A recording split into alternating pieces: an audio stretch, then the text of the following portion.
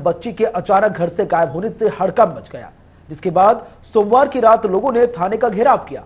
Police के हाथ अब तक कुछ नहीं लगा है, लेकिन पुलिस इस मामले में जल्द नतीजे तक पहुंचने की बात कह रही है।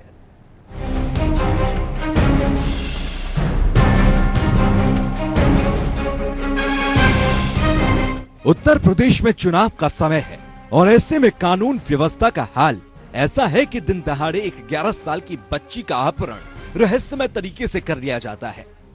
उत्तर प्रदेश का गाजियाबाद जिला, जहां इंदिरापुरम में रहने वाले एक परिवार की बच्ची का अपहरण हो चुका है। सोमवार के दिन दोपहर का वक्त था जब बच्ची की मां अपनी बड़ी बेटी को स्कूल से लाने के लिए घर से निकली थी। इस वक्त घर में बच्ची अकेली थी और मां ने बच्ची को घर में छोड़कर बाहर से घर लॉक कर दिया था। इसके कुछ समय बाद जब मां बच्ची को घर लेकर लौटी तो बच्ची घर पर नहीं थी। इंदिरापुरम के शक्तिखंड 3 का यह अपार्टमेंट, जहां से बच्ची रहस्यमय तरीके से किडनैप कर ली जाती है। बच्ची की मां का रो रो कर बुरा हाल है। परिवार में सभी इस अपहरण के बाद से परेशान हैं। बच्ची की मां ने सीएम अखिलेश से गुहार लगाई है कि उनकी प्यारी बिटिया कहीं से भी ढूंढकर वापस लौटा दी जाए। बच्ची के पिता का कहना है कि उन्हें कुछ समझ नहीं आ रहा। पुलिस सिर्फ बात कर रही है और आश्वासन दे रही है, लेकिन उनकी बच्ची कब तक लौटेगी, इस बात की उन्हें बहुत चिंता है। 2:30 पे उनकी मम्मी गई थी यहाँ से बड़ी बेटे को लेने के लिए, और वहाँ से उन्होंने लैंडलाइन पे फ़ोन किया कि बेटे बस अभी नहीं आई है, थोड़ी लेट हो जाएंगे तो तुम कुछ खा लेना। और जब वो वहाँ से वापस आई, मतलब आफ्टर 10 मिनट्स, तो चाबी जो है सीढ़ियों में पड़ी हुई थी और बेटिया वहाँ पे नहीं थी। एक्चुअली यहाँ एक CCTV कैमरा लगा हुआ है, उसमें देखा है तो उस बिटिया की जो है भागते हुए और मतलब रोते हुए इस तरीके की फोटो उसमें दिखाई दे रही है। तो या तो किसी ने कुछ उसको बहकाया है, क्या किया है, तो सारी बात जो है सस्पिशियस है। मां की इस गुहार को क्या सीएम अखिलेश सुनकर अपनी पुलिस के सक्षम होने के दावे वो जो करते हैं उन्हें पूरा भी कर पाएंगे? क्या सीएम अखिलेश की पुलिस इस अपहरण के गुत्थी को जल्द से जल्द सुलझा पाएगी?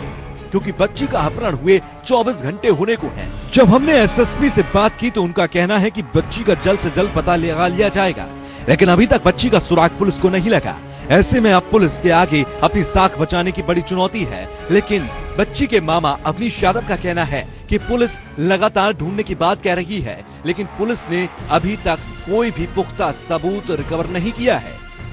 जब CCTV फुटेज में कैच किया है, देखा है हमने, तो 2:58 पे ये घर से बिल्कुल 50 मीटर की दूरी पर जो CCTV है उसमें हमने देखा था तो वो दौड़ती हुई जा रही है जी।